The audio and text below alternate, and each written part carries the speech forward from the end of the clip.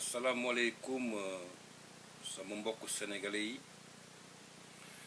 maa ngi leen di nuyu yéen ñëpp ci seen tur ak ci seen sant di njiital ci nuyoo bi tous les émigrés de la diaspora rawatina sama mbokk émigré sénégalais yi nga xam ne ñu ngi fii au niveau de l'Allemagne ma bëggoon à travers cette vidéo encore une fois revenir sur les problèmes que nous rencontrons au niveau de l'ambassade du Sénégal en Allemagne et particulièrement à Berlin. soo leen seetloo bu baax tout récemment defar naa fi benn vidéo boo xam ne expliqué woon naa fi au détail problème yi nga xam ne moom la ñuy jànkonteel ñun Sénégalais yi ici au niveau de l'Allemagne xamal leen ci ne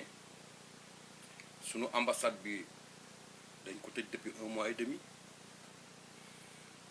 L'ambassadeur a pu avoir un local provisoire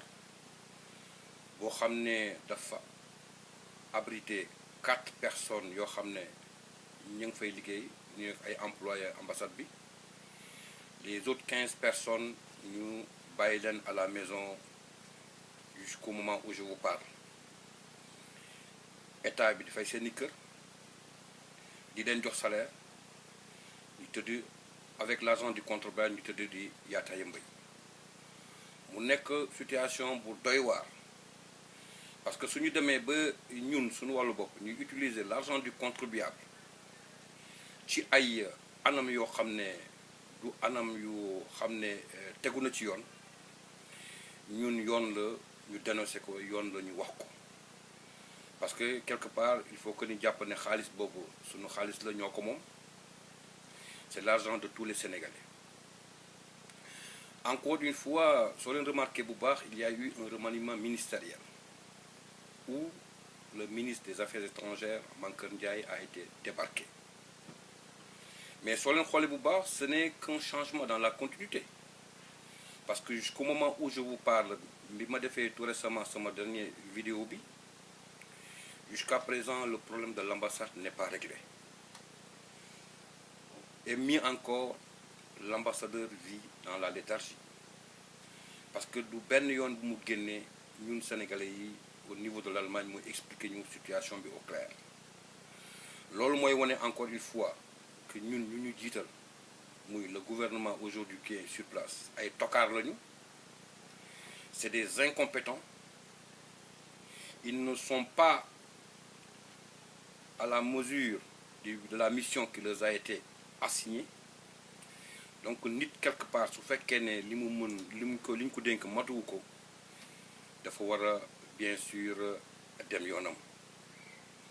vraiment situation boobu nekk ni situation bu difficile ñu ngi koy dund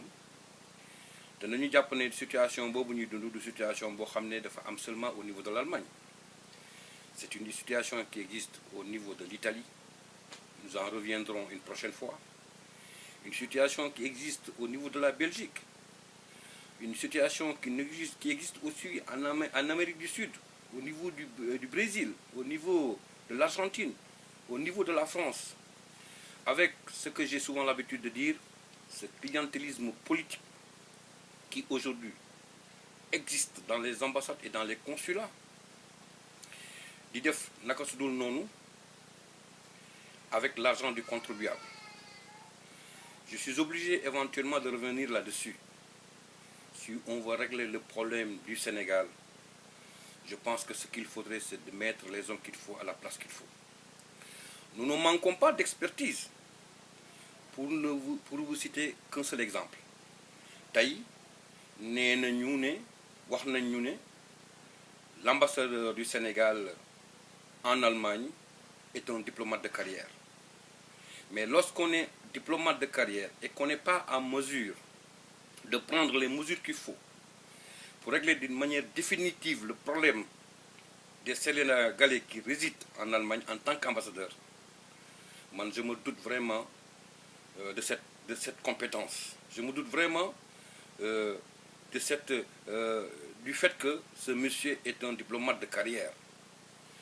Et pourtant, on m'a juste signalé qu'il n'est de qu'un parti. C'est une très bonne chose. Parce que l'expertise ne dépend pas d'un parti.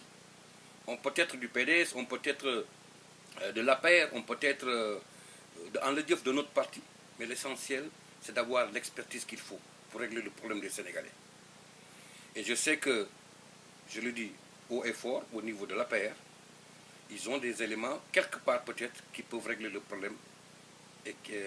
d'une manière définitive. Mais, comme li ma ko faral di waxee rek, fii moom mooy Sénégal Bour Faye Sall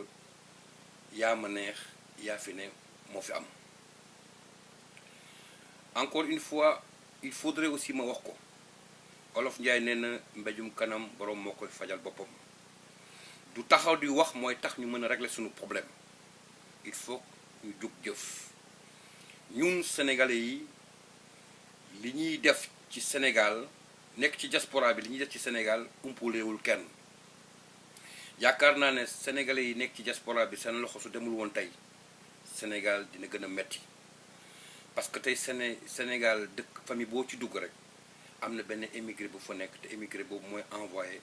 pour famille boobu mën a suturu. Donc ba ma bëggoon yéen sama mbokk Sénégal yi nekk ci diaspora bi ngeen wax ma une seule fois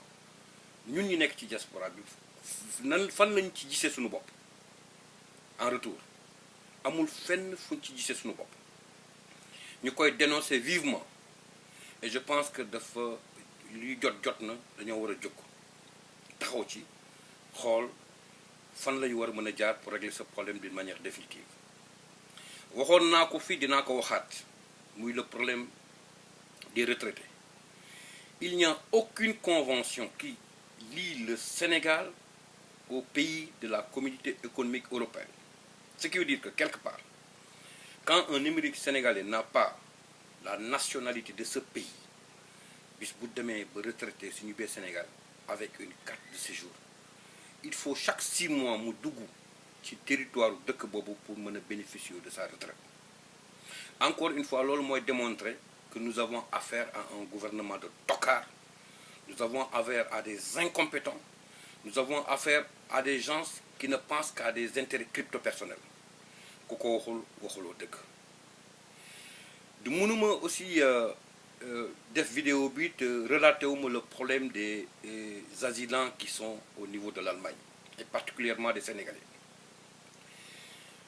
Am na ci Sénégalais yoo xam dañoo nekk Sénégal ñii seeni parents dañoo jaay seeni takkaay utal leen visa ñu ñëw en Europe ñii malheureusement dañoo jaar ci géej gi ñii dañoo jënd visa ñëw dugg ci en Europe choisir Allemagne bi ñu ñëwee xam nañ ne nit ki su fekkee da nga nekk ci dëkk su fekkee ne ak li loi dëkk bi wax soo amul ay këyit doo mën a liggéey. Ils ont opté pour def asile. Asile mooy lan mooy ñu wax ne seen dëkk dafa am problème ben su ñu ñëwee dañ leen di wutal kër ñu am fu ñu dëkk am lu ñu leen di ñamal chaque fin du mois ci biir loolu aussi ñu jox leen autorisation ñuy liggéey. Mais tout récemment il y a eu la visite de Macky Sall bi mu dëppee ñibbi Sénégal quelque temps après ci le gouvernement allemand génne benn décret ne sénégalais bépp boo xam ne mu ngi fii en Allemagne amatuloo droit liggéey fii parce que tout simplement le gouvernement sénégalais a dit l'État sénégalais a dit que Sénégal amul benn problème. Ah mais Sénégal amul benn problème certes moom la état bi wax mais yu fekkee ne man dama la jiital nga yore sama réew su ma bëggee faju mënoo ma assurer ma faju su ma bëggee dund mënoo ma assurer ma jënd li may dundee moins cher su ma bëggee électricité mënuloo ma ko assurer su ma bëggee jàng mënuloo ma ko assurer comme ni ma ko bëggee su ma bëggee liggéey mënuloo ma accompagner mais loolu soo ma ko mënul assurer ba pare tegal ma ci ma débrouiller ba génn dem bitim réew nga mën a jonkonteeg ak dëkk boobu xamal ko ne ko man aw ma benn problème mais mu nekk situation bu doy waar tey sénégalais yi ñu ngi dund problème boobu au niveau asilant ñu ngi dund problème boobu au niveau de l'Allemagne te jusqu'au moment où je vous parle kenn waxatu ci et il est temps de crier il est temps de mettre ce problème sur la table il est temps d'en parler il est temps à ce que les Sénégalais prennent leur propre responsabilité xam ne ñi nekk fii ci nguur gi ñu ñoo leen fi teg fi ñu dëkk ñoo ko moom xaalis bi ñu fayeeku sunu xaalis la donc su fekkee ne liñ leen dénk mënuñu ko mato ñu jëlee leen fi ak ci ay anam yu gën a leer bëggoon naa aussi par rapport à cela xamal leen ne problème bi nga xam ne moom la ñuy jonkonteel au niveau de l'ambassade du Sénégal à Berlin du ñu yem foofu dinañ dem ba France dinañ dem ba Italie dinañ dem ba Belgique dinañ ñëw en Afrique parce que quelque part Sénégalais yi ñu ngi jànkonteel ay problèmes yoo xam ne mënuñu ko bañ a wax parce que aujourd'hui nous représentons une force et nous devons croire à cette force xam ne am na yelloo ak boo xam ne ak wàllef boo xam ne ñun suñu wàllu bopp état bi amel nañu ko donc daf ñu ko war a jox ba mu mat sëkk maa ngi leen di sant di leen gërëm di leen remercier encore une fois di leen wax ba beneen yoon je vous remercie